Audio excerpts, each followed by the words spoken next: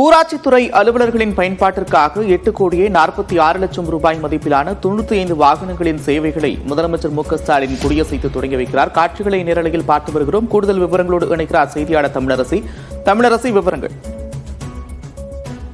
நந்தா, ஊரக வளர்ச்சி மற்றும் உள்ளாட்சித்துறை அலுவலர்களின் பயன்பாட்டிற்காக 95 வாகனங்களை முதலமைச்சர் மு.க.ஸ்டாலின் தற்போது தலைமைச் செயலகத்தில் கொடியசைத்து தொடங்கி வைக்கக்கூடிய நிகழ்ச்சியை நாம் தற்போது நேரலையில் பார்த்து வருகிறோம். இந்த நிகழ்ச்சியில் துணை முதலமைச்சர் உதயநிதி ஸ்டாலின், அதே போல அமைச்சர்கள் ஐ. பெரியசாமி, தங்கம் தென்னரசு, KKSSR ராமச்சந்திரன் உள்ளிட்ட அமைச்சர்கள் இந்த நிகழ்ச்சியில் கலந்து கொண்டிருக்கின்றனர். மொத்தம் 8,46,00,000 ரூபாய் மதிப்பிலான இந்த 95 வாகனங்களின் சேவைகளை தற்போது முதலமைச்சர் திறந்து வைத்திருக்கிறார். ஊரக வளர்ச்சி மற்றும் உள்ளாட்சித்துறை சார்பில் தமிழ்நாட்டின் 29 மாவட்டங்களில் அதே போல 64,44,00,000 ரூபாய் செலவில் கட்டப்பட்டுள்ள 400 வகுப்பறை கட்டடங்களையும் முதலமைச்சர் திறந்து வைக்க இருக்கிறார். நந்தா,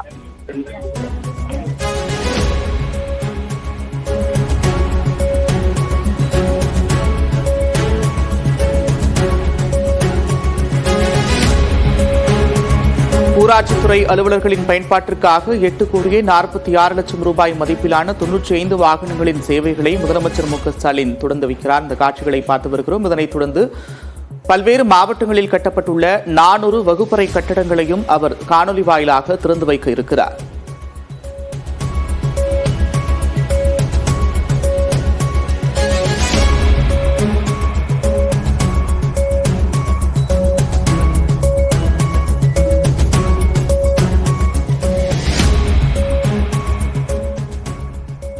நெல்லை மாவட்ட நீதிமன்றம் முன்பு இளைஞர் கொலை செய்யப்பட்ட நிலையில் அனைத்து நீதிமன்றங்களிலும் துப்பாக்கி ஏந்திய காவலர்கள் பாதுகாப்பு வழங்க டிஜிபி உத்தரவிட்டிருக்கிறார். அதன்படி நெல்லை மாவட்ட நீதிமன்றத்தில் 4 துப்பாக்கி ஏந்திய காவலர்கள் பாதுகாப்பு பணியில் ஈடுபடுத்தப்பட்டு வருகின்றனர். இது தொடர்பான கூடுதல் விவரங்களோடு இணைகிறார் செய்தியாளர் சிவமணி. விவரங்கள். திருநெல்வேலி மாவட்ட நீதிமன்றம் முன்பாக கடந்த 20ஆம் தேதி மாயாண்டி என்ற இளைஞர் வெட்டி படுகொலை செய்யப்பட்டார். இந்த சம்பவம் பெரிய அதிர்வலைகளை ஏற்படுத்தியது. அங்கே பணிகளில் இருந்த போலீசார் எவ்வித நடவடிக்கையும் எடுக்கவில்லை, கொலையை தடுப்பதற்கான நடவடிக்கைகள் எடுக்கவில்லை என வழக்கறிஞர் குற்றம் சாட்டியிருந்தார்கள். இந்த நிலையில இந்த வழக்கை தாமாக முன்வந்து விசாரித்த தமிழகத்தினுடைய உயர்நீதிமன்றம் பல்வேறு அறிவுறுத்தல்களை வழங்கியிருக்கிறது. நீதிமன்றத்திற்கு கூடுதல் போலீஸ் பாதுகாப்பு வழங்க வேண்டும் என உத்தரவிட்டிருந்த நிலையில தற்போது டிஜிபியினோட உத்தரவுப்படி திருநெல்வேலி மாவட்ட காவல்துறை ஆணையாளர் இதற்கான உத்தரவை பிறப்பித்திருக்கிறார்.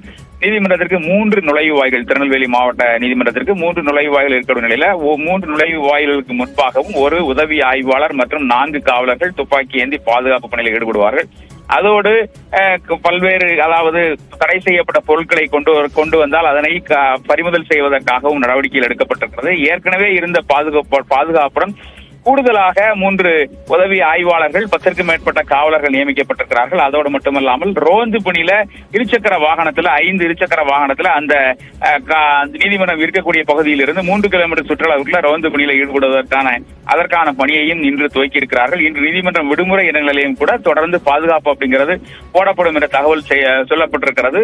புதிதாக 6 சோதனை சாவடிகள் அமைக்கப்பட்டு அந்த சோதனை சாவடிகளிலும் தீவிர சோதனை நடத்தப்படும் என தெரிவிக்கப்பட்டிருக்கிறது. இந்த சம்பவத்தை தொடர்ந்து பல்வேறு பாதுகாப்பு ஏற்பாடுகளை டிஜிபி உத்தரவுப்படி திருநெல்வேலி மாநகர காவல்துறை ஆணையாளர் ரூபேஷ்குமார் எடுத்துள்ளார்.